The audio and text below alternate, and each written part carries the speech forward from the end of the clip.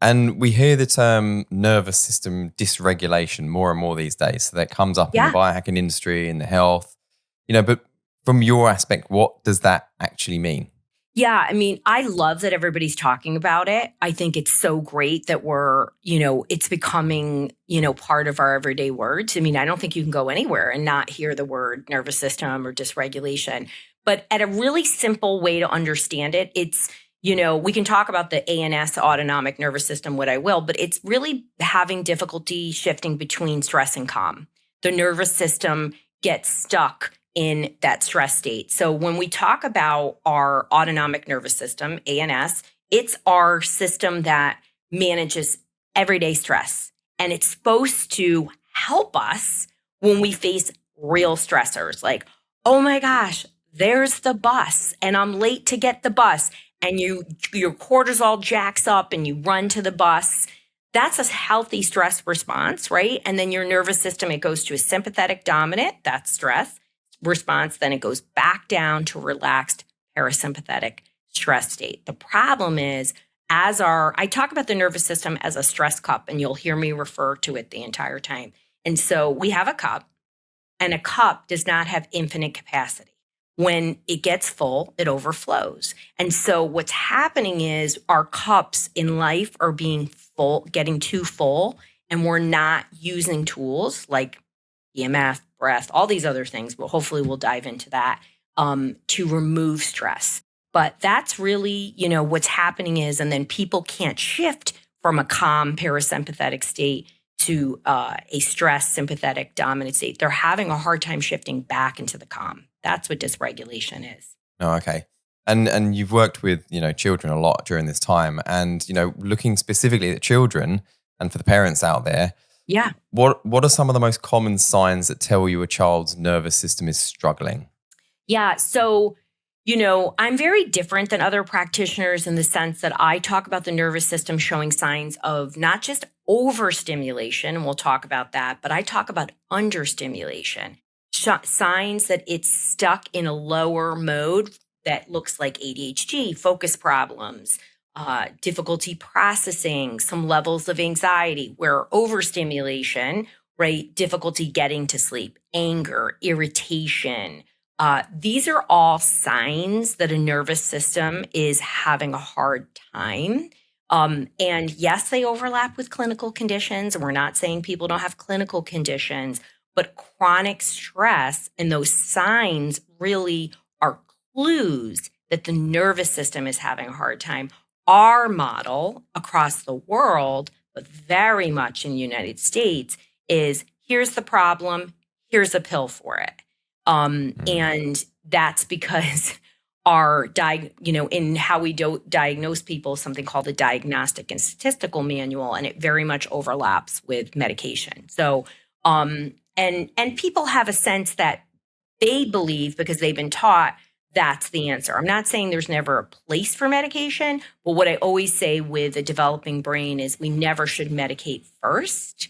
We should be doing other interventions, including empowering parents and individuals to learn how to reset their nervous system and use other tools, because there's so many other tools available and they're just not being educated about it by the people they're asking, which is often therapists, family and friends, and medical providers, right? So, in America, only recently is a medical doctor even taught nutrition in their training. They have no training in nutrition. And then people go and ask nutrition questions to their doctors who don't have training for that. So, and they're great people. They just got a lot on their plate and they're not understanding the impact of stress. They see their people stressed and they want to give them relief. And this is what they've been trained to give them. So part of this is about opening the conversation, not just for the individual, but for the providers to give more support. Yeah, okay. And when we're doing the research for this episode, one thing you say quite often is that behavior is a symptom rather than the problem, which I love that term. But can you explain to the audience what you mean by that? Yeah. So, listen, when we're parents or we're dealing with a partner or a colleague and we have behaviors, right? Somebody's angry, somebody's snarky, somebody's so depressed they can't get up, right? We see the behaviors. And the behaviors are really just a reflection of the state of the nervous system. And when we start to look at behaviors, oh, okay, what is the nervous system trying to tell us? Instead of, oh my God, George, he is like not doing his homework again. It gives us a different reframe that number one, I have a model called CALMS, CALMS, and the A is avoiding personalizing. And avoiding personalizing another person's behavior, particularly your kids, isn't so easy, right? Because we're like, get so irritated. I already asked him to do his homework 10 times, this week or today. And so when we see behavior through the lens of the nervous system, like, oh, okay, that's all right. He must be tired. And what are some things that can help him because he's tired instead of, oh, he got snarky with me?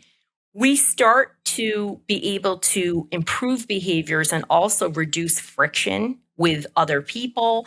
And there's so many benefits from it. And both sides don't get irritated. And guess what? The nervous system is much more likely to get what it needs.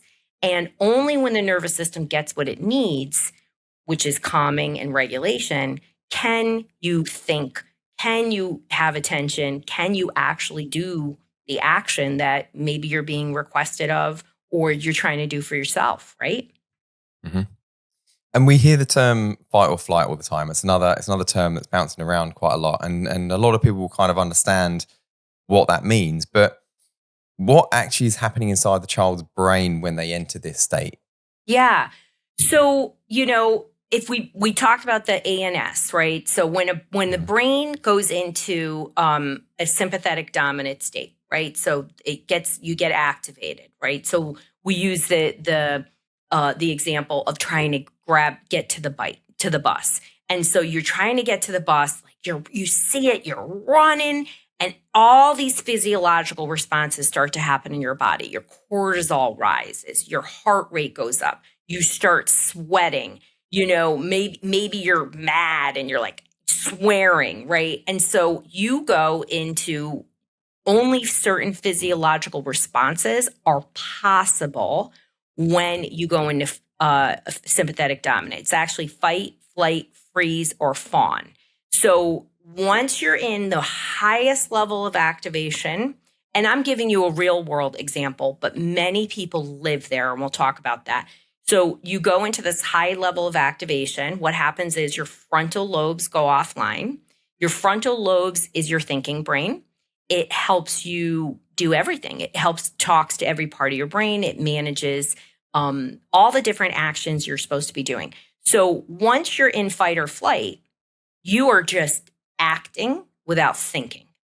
And this is the problem because what's happening is people are going into fight or flight without missing the bus, or some robber breaks into your house, or you're about to go into birth. Like all these major things. What's happening is people are going into fight or flight because, I don't know, the light is too strong. They have a sensory experience. There's a noise. Their boss asks them to, if they've met their deadline, because their cup is too full. And so we are moving to a very activated, society, not just kids, parents, individuals without kids. And I think people feel it and see it, right? Out in the world, you see a lot more aggressive talk. You see a lot more anger. You also see, since the pandemic, the other side, the side of the nervous system that slows down, where people are shutting off other people too. So, and that really boils down to, there's a lot of factors, but it's really the nervous system telling us this is how we're responding to stress. Mm-hmm. And why do you think that regulation has to come before trying to change behavior? Yeah, I mean, it's just simple biology, right? Mm-hmm. So if you're we're always focusing on the outcomes, right? This is the behavior I want. So, why can't Johnny pay attention during this lecture, right? He's in school, he's sitting there, he can't pay attention. What is it about that environment? Of course, we're going to look at that. Maybe he's sitting next to a kid who makes noises the entire time. Maybe he's very sensitive to mold or cleaning products, and he's sitting in that classroom and his system is being affected by it. But what happened during the hours, days, and weeks that filled up his stress cup? And so when we are asked to do anything, our nervous system has to be regulated enough to start or complete a task, have a conversation, all the things we do in our daily life. If it's not, what happens is you go into a sympathetic dominant state, your frontal lobes go offline, and you're physiologically not prepared to connect, to learn, or do any of those things. Your body is literally either going to completely stop it from happening, or you're not going to be able to do it well. And there's a whole other bunch of things your body won't let you do in a stress state either, including heal itself. So, we'll talk about my story to PMF, which is part of why I got to PEMF. But we have to start with biology. Behavior follows, learning follows, connection follows when we regulate first. Mm-hmm. I'm just going to focus this next section on ADHD, autism, and anxiety because, it's something that affects many, many families at the moment. So, from your perspective, is there something that links conditions like ADHD, autism, anxiety, and OCD, from a nervous system perspective? Well, I think there's a lot of things, your listeners don't know yet that I've done a boatload of brain maps. I stopped counting after 10,000 years ago. But there are a lot of things that link all these conditions, right? So certainly I can physiologically see, but we don't even need to see it. We can listen and we can look for the breadcrumbs, which are those behaviors that an activated nervous system and a dysregulated nervous system, signs of over and under stimulation, are a thread in that. The other thread in these conditions is neuroinflammation too. And neuroinflammation and dysregulation of the nervous system are intertwined. But when we look at brain maps of, kids with ADHD, autism, anxiety, all of these things, and then all the conditions that go with it, once you have neurodivergence, you have a 10x likelihood you're going to have at least one secondary psychiatric mental health condition. So, that's why you see ADHD and OCD, or any of the other conditions. So that stress state of the nervous system, we don't have unlimited capacity for stress. I think that's what people are realizing, that I am so stressed out, and I love, I'm a Gen X, right? And so the Gen Zs are like, I'm done with having all this stress. Like, I need balance in my life, which I love because it is the truth. And so we think we can just run and run and run and run on empty. And you know what? There are seasons or events in your life, right? You bring home a new baby, you're not going to be sleeping, all these things. These are times when you will experience stress mixed with a lot of joy too, hopefully.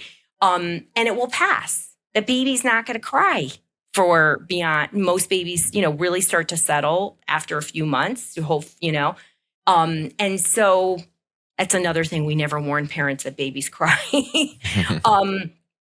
But you go through seasons where you are in heightened stress. The problem is we're keeping our stress cup so full. Nobody's removing the stressors, and yet we keep adding everyday pieces in our life, and we're faced with chronic dysregulation, and you don't have to have a clinical condition. So when we see ADHD, autism, and whatnot, they're more sensitive to their environments. So they're more prone to dysregulation.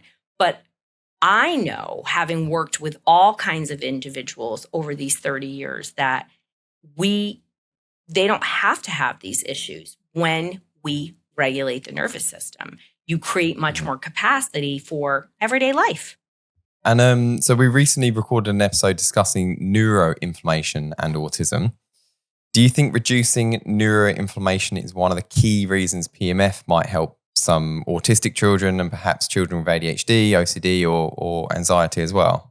Yeah, 100%. When I talk about PEMF and the device that I created and use, and just all PEMF, right? What is it doing? It's changing the way the cells work and how they're communicating and functioning.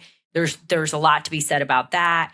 It's pulling you into a parasympathetic state, right? And this is regardless of what device you're using. This is what PEMF does. This is why NASA created it for the astronauts. And third, what it's going to do is it's going to improve detoxification and reduce neuroinflammation. I can tell you that because I do brain maps, and I just think they're an amazing, amazing tool to really get clear about people who are struggling in anything, physical, mental health, is really great to give you clear information. And I'm not saying every provider, and I'm no longer practicing, please don't contact me. But I'm not saying every practitioner had this ability to do this, but this was my superpower. This is what I did for all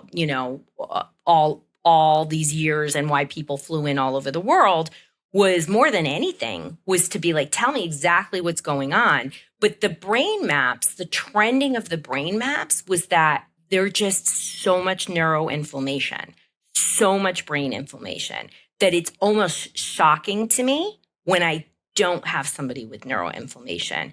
And contrary to even 10 or 15 years ago, you would expect more inflammation in an adult brain. Now it's the opposite. I rarely had a kid who didn't have inflammation, and I'm talking any age, and coming from anywhere. I mean, there are definitely certain lifestyle factors that affect the level of inflammation that people have, that you could see very clearly, and again, objectively in a brain map. And but PEMF is a wonderful way to knock down neuroinflammation, and it is intricately intertwined with nervous system activation.